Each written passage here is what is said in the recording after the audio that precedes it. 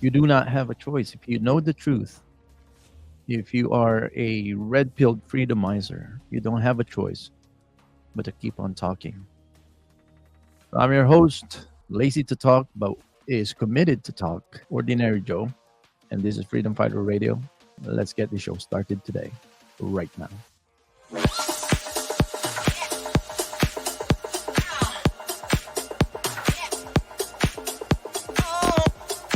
Freedom Fighter Radio, what is up? Whoa!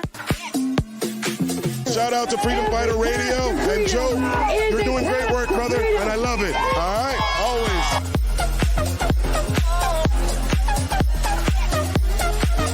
Make sure you listen to the Freedom Fighter Radio on the Ordinary Show.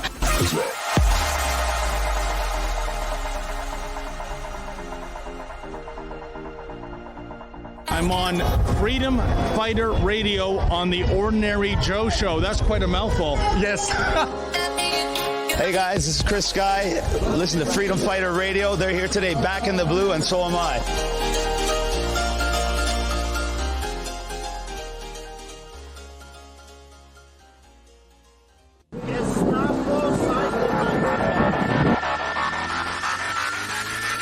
I'm Pastor Arthur from Calgary. You are listening to the Freedom Fighter Radio Worldwide podcast, only here on the Ordinary Joe Show.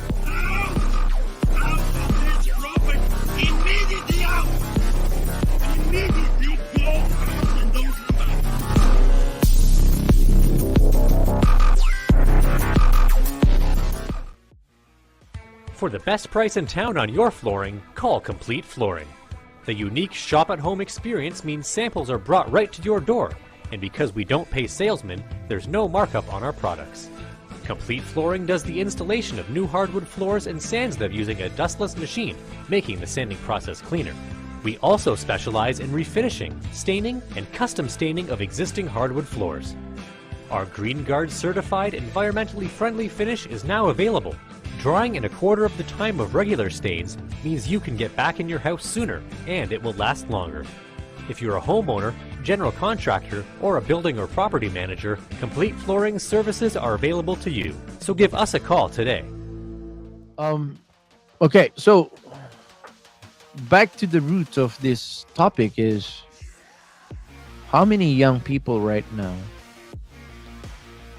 who's I think it's a normal tendency. There are levels in young people's developmental stage when young people get into this antisocial kind of,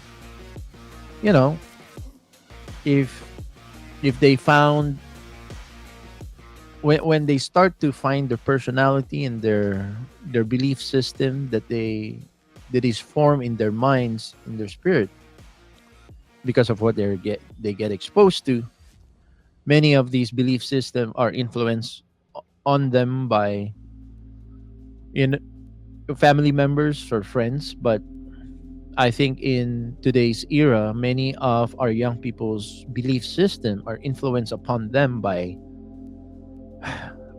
social media and streams that they consume. But wouldn't you agree? I think I took a little bit of developmental psychology back in college, but even not to be academic, just from personal experience among being a young person myself. So, in my previous years, I observed many of my friends also. You go through developmental stage when young people become a little bit of antisocial. You just get tired of the status quo, and you have certain thoughts that doesn't fit into reality. You get some thoughts or ambitions or desires, motivation that you feel like, well, the status quo of the world doesn't support what I want to do. So it's a developmental stage. I know I went through a developmental stage in my teenage years, young adult years, where I feel like everybody else are just like They're so focused on things that are not important to me, So you prefer to either just read books that seems to line up with your thoughts, or listen to radio talk shows, or read a newspaper, or just find your path. And so on a certain level, you become antisocial because you feel like everybody in my friend group or everybody in my family just don't see it. They just don't get it. You are attracted. You have a certain kind of a cerebral pathway that you're pursuing, a certain kind of thought pattern that doesn't line up with everybody else in your society. So you become a little bit of antisocial. You just want to be left alone. You just want to, pursue your own kind of belief system and everybody else. And if that is a normal developmental stage, how many young people are going through that right now? And they got nobody that they can talk about their friends do not get them, their parents do not get them, their uncles, their cousins, their teacher, they don't get, they don't get it, right? Sometimes young people go through that stage. They don't get it. Nobody gets me. Nobody gets what I want to, what I'm thinking about, how I think about certain things. It could be many things. It could be, for me, I was interested in politics and law and how the world works, also spirituality. And there are certain things that I feel like, not even my pastors, not even my friends in church, not even my teachers, my parents, they don't get it. There are certain things that I'm trying to pursue, and a kind of philosophy or a kind of way of thinking that I talk about, but they don't get it. Nobody gets it. If AI became an existent during those years when I was going through that stage, I would probably be more isolated than I was already.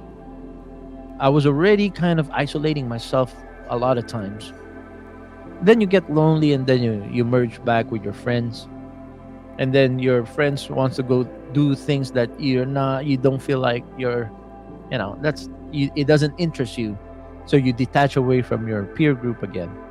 You want to pursue your own thing.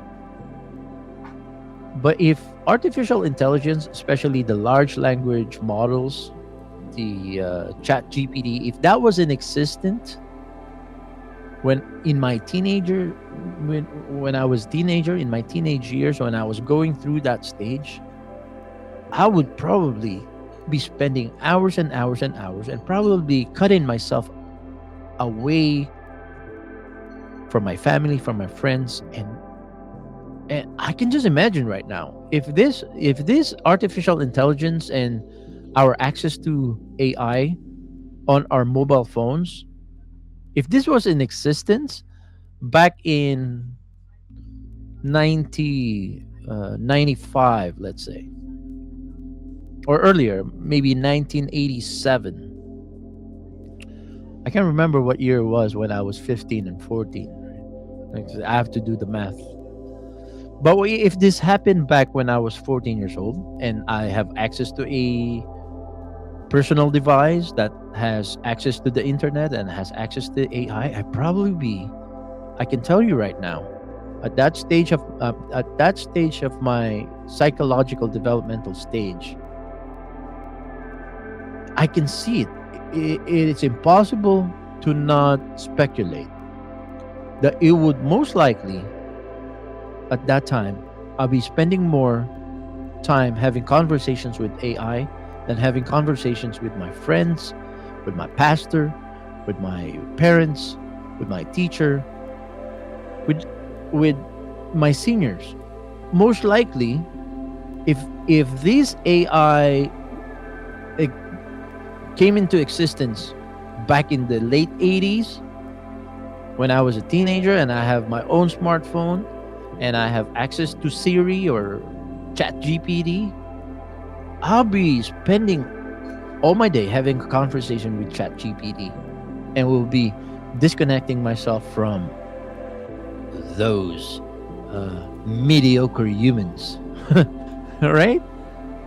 Because you are trying to find your identity. You go through some sort of a identity crisis, and you're trying to find your own path. My question is, how many young people right now, in their 13 and 14 and 15,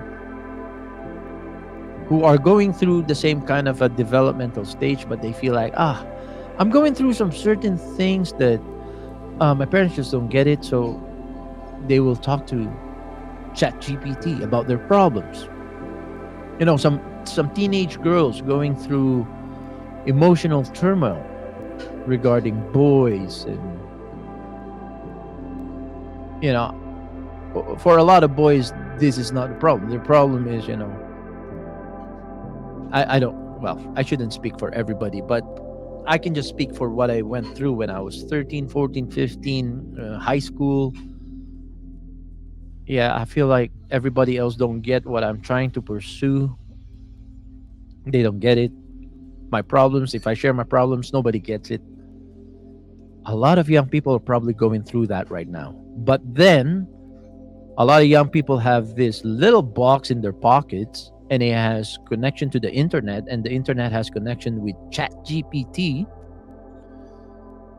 And they're having conversations with this ChatGPT, and this ChatGPT is just sucking up all the data, the brain waves from these young people. Because the more this AI interacts with humans, the more it can emulate, or the more it can gather the nuances and integrate it into their algorithms to be more human-like themselves.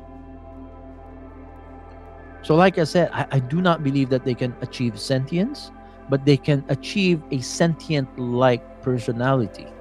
So again, back to my original question. How many young people out there, because I have a preteen, so I care about this topic. How many of them right now, instead of seeking help from a guidance counselor from school, for example, instead of having a conversation with a guidance counselor, they're having a conversation with ChatGPT? How many young people do you think right now they're having a conversation with ChatGPT?